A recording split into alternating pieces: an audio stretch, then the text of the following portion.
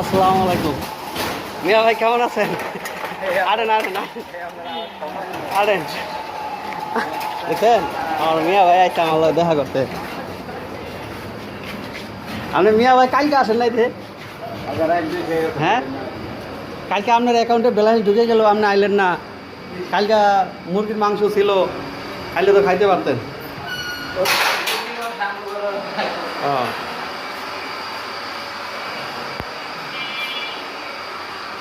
Sir, আমার মিয়া ভাই আমার খুব ভালোবাসে, মিরপুরতে চলে আসে।